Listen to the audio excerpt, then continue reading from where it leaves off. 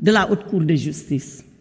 Cette Haute Cour de justice que nous avons héritée de la tradition juridique française, qui a été installée en France en 1791, 2 ans avant la Révolution, et qui a connu beaucoup d'évolutions.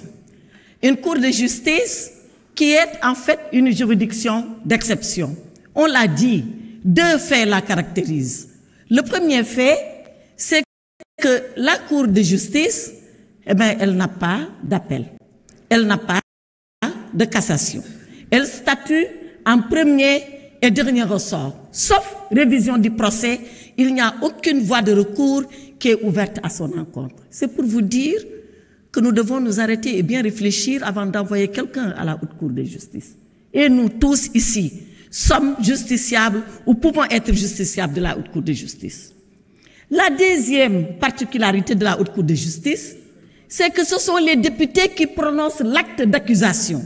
Depuis ce matin, j'entends des collègues dire « Nous ne sommes pas la justice, nous ne sommes pas un hakaï. » On est la justice. Aujourd'hui, on est la justice. Parce que c'est nous qui allons prendre le réquisitoire qui va envoyer le député en justice. On a pris la place du procureur. On dit séparation des pouvoirs. Aujourd'hui, à cet instant, il n'y a pas de séparation des pouvoirs. C'est l'Assemblée nationale que vous êtes, qui est le procureur de la République, qui ouvre le procès devant la commission d'instruction. Voilà la gravité de ce qui nous est demandé de faire. Aujourd'hui, par ce que nous allons faire, nous allons dire aux juges, ouvrez maintenant la procédure. Si on ne le fait pas, la procédure ne part pas. Donc l'Assemblée nationale est aujourd'hui dans la position d'un procureur de la République, maître des poursuites. Donc qu'on ne vienne pas dire on n'est pas le juge. Si, ici on fait œuvre de justice. Cela, je le dis, Monsieur le Président, c'est pour arriver à 2 principes. Dire qu'ici à l'Assemblée nationale, nous faisons office de procureur de la République. Et puisque nous faisons office de procureur de la République, mettons-nous dans la tête un principe absolument important, un principe indépassable en droit pénal, c'est la présomption d'innocence. Tout le monde vient dire, oui, la présomption d'innocence. Mais c'est quoi la présomption d'innocence? C'est pas de dire que la personne elle est innocente jusqu'à ce qu'elle soit jugée.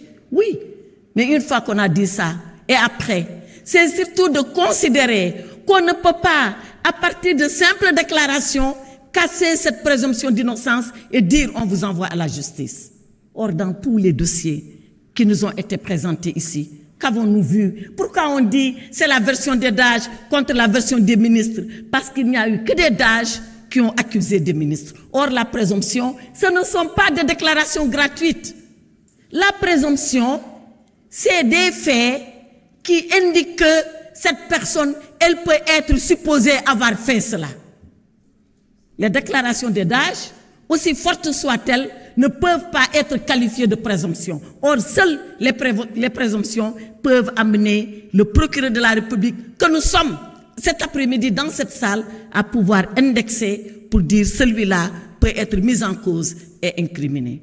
Donc, sachons ce qu'on nous est demandé de faire avant de prendre notre responsabilité par rapport à cela.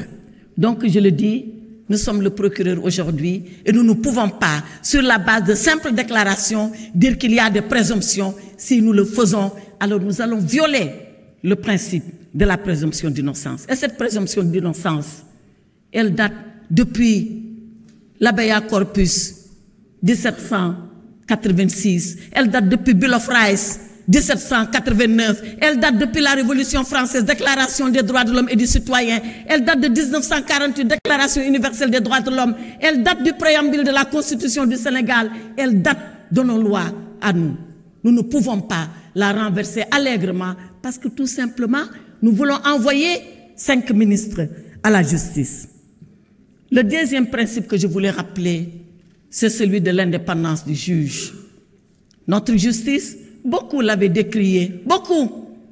Et aujourd'hui, tout le monde dit que les juges sont indépendants. Oui, moi qui les fréquente depuis des décennies, je sais bien que les juges sont indépendants. Ils ne se réfèrent qu'à la loi et à leur conscience. Certains font semblant de le découvrir aujourd'hui. On leur fera confiance. La commission d'instruction, elle est judiciaire, elle est absolument judiciaire. Il n'y a pas un politique à la commission d'instruction. Elle est présidée par M. Abdoulaye Ba, le premier président de la Cour d'appel, un magistrat en qui nous pouvons faire confiance. Mais arrêtons-nous, nous, de faire nos commentaires et de dire oui, nous pensons ceci, nous pensons cela. Laissons-les faire leur travail et ils le feront comme il le faut, selon leur conscience et selon la loi. Et Monsieur le Président, je rappelle que ces 5 ministres, ils ont servi la République. Ils ont porté un sacerdoce de servir l'État et de servir le service public du Sénégal. Et je considère, pour les avoir connus, que ce sont des ministres qui étaient rigoureux dans le sacerdoce qui leur incombait. Monsieur le Président, je l'ai été comme eux. Je ne le suis plus parce que être ministre, c'est pour un temps. Après, on ne l'est pas et on a sa vie qui continue. Je suis maintenant député. Et député, je suis pour la loi, cette loi universelle, cette loi impartiale, parce que je la vote ici, dans cet hémicycle. Et je n'oublie jamais, avant ministre, avant député, que je suis avocat. Et en tant qu'avocat, je crois à la justice. Et je crois à la justice de mon pays. Je crois au droit et je crois à la primauté du droit. Et c'est sur le fondement de tout cela, de ma conviction en la République que ces ministres-là ont inlassablement servi, de ma conviction en l'impartialité et en l'université de la loi, de ma conviction en l'indépendance des juges et à la primauté du droit, que je dis que cette mise en accusation ne peut pas être votée. Elle ne peut pas être votée parce qu'elle est illégale. Elle ne peut pas être votée parce qu'aucune présomption n'existe et n'a été prouvée, rapportée contre ces ministres. Elle ne peut pas être votée parce que le jour où on le fera, on portera atteinte à la justice, on portera atteinte au droit, on portera atteinte à la règle de droit. Je vous remercie, Monsieur le Président.